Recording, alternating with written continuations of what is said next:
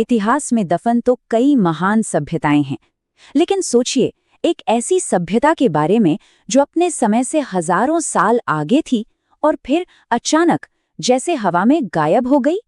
जी हाँ, आज हम बात करेंगे सिंधु घाटी सभ्यता की। तो सवाल ये है कि आखिर ऐसा हुआ कैसे?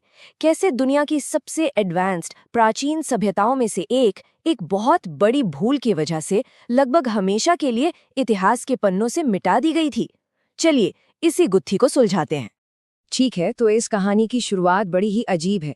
इसे किसी इतिहासकार ने नहीं, बल्कि ब्रिटिश फौज से भागे हुए एक शख्स ने शुरू किया था। हुआ यूं कि एक 1826 में चार्ल्स मैसन नाम के एक भगोड़े ने कुछ पुराने टीले देखे और उसे लगा कि शायद ये सिकंदर के ज़माने के हैं। लेकिन असली और सबसे बड़ी गलती हुई 1856 में। उस वक्त British engineers Karachi Lahore railway line बना रहे थे और उन्होंने हड़प्पा के खंडरों से लाखों, जी हाँ लाखों प्राचीन ईंटें उखाड़ लीं।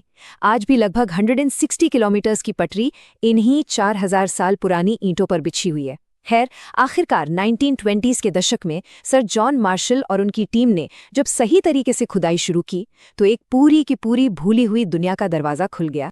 और जब ये दरवाज़ा खुला ना, तो ज़मीन के नीचे से जो निकला उसने दुनिया भर के इतिहासकारों के होश उड़ा दिए। इसने भारतीय इतिहास की कहानी को हज़ारों साल और पीछे धकेल दिया था। ज़रा इस पर गौर कीजिए। 5000 साल पहले सिंधु घाटी के शहरों में एकदम सीधी सड़कें थीं जो एक दूसरे को 90 डिग्री पर काटती थीं। कमाल की बात तो ये है कि हर एक घर ढकी हुई नालियों से जुड़ा था।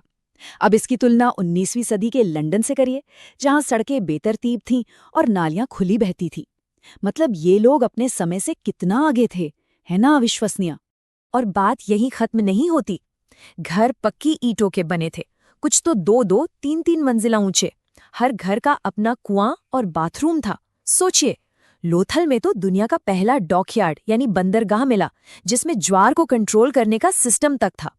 और मोहनजोदाड़ो का विशाल स्नानागार, वो तो एक तरह का पब्लिक स्विमिंग पूल था, जो उनकी इंजीनियरिंग का एक बेजोड़ नमूना है। ये सभ्यता कोई छोटी मोटी नहीं थी, ये लगभग 10 लाख वर्ग किलोमीटर में फैली थी। लेकिन सबसे हैरान करने वाली बात जानते हैं क्या है? इसकी एक रूपता।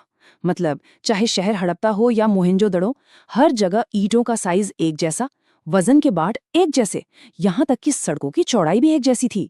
अब सवाल ये है कि बिना फोन या इंटरनेट के ये सब कैसे मुमकिन हुआ? आम तौर पर जब हम पुरानी सभ्यताओं के बारे में सोचते हैं तो दिमाग में राजाओं के बड़े बड़े महल और भव्य मंदिर आते हैं, है ना?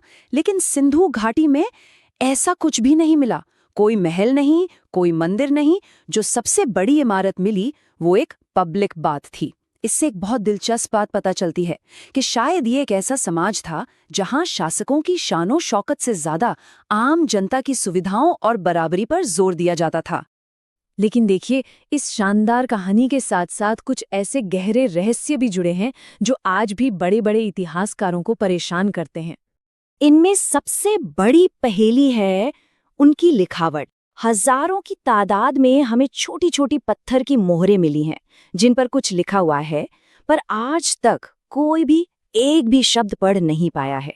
ये एक ऐसा खामोश संदेश है जो 5000 सालों से इंतजार कर रहा है कि कोई उसे पढ़ ले। तो हम इसे डिकोड क्यों नहीं कर पा रहे? इसकी 3 बड़ी वजह हैं। पहली, हमें मिस्र के रोजेटा स्टोन की तरह कोई ऐसी चीज नहीं मिली जिस पर एक ही बात 2 भाषाओं में लिखी हो, जिससे मदद मिलती। दूसरी, ये जो लिखावटें हैं ये बहुत ही छोटी हैं, अक्सर बस 4 या 5 निशान। और तीसरी वजह, इसमें 400 से भी ज्यादा अलग अलग चिन्ह हैं जो इसे और भी मुश्किल बना देते हैं। और फिर एक और पहेली है, एक श्रृंगी या यूनिकॉर्न की। ये एक रहस्यमयी जानवर है जिसका शरीर बैल जैसा है और माथे पर एक लंबा सा सींग। ये हजारों मोहरों पर बना हुआ मिला है, पर ये था क्या? क्या ये कोई असली जानवर था या किसी बहुत ताकतवर कबीले या व्यापारिक समूह का निशान? ये भी एक ऐसा सवाल है जिसका जवाब अब तक नहीं मिला है। और अब सबसे बड़ा सवाल कि आखिर इतनी विकसित, इतनी एडवांस्ड सभ्यता अचानक से गायब कैसे हो गई?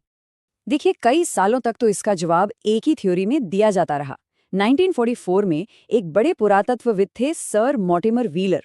उन्होंने ऋग्वेद का हवाला देकर कहा कि मध्य एशिया से आए आर्य हमलावरों ने इन शहरों को तबाह कर दिया और इसके लिए उन्होंने सीधे सीधे देवता इंद्र को ही दोषी ठहरा दिया।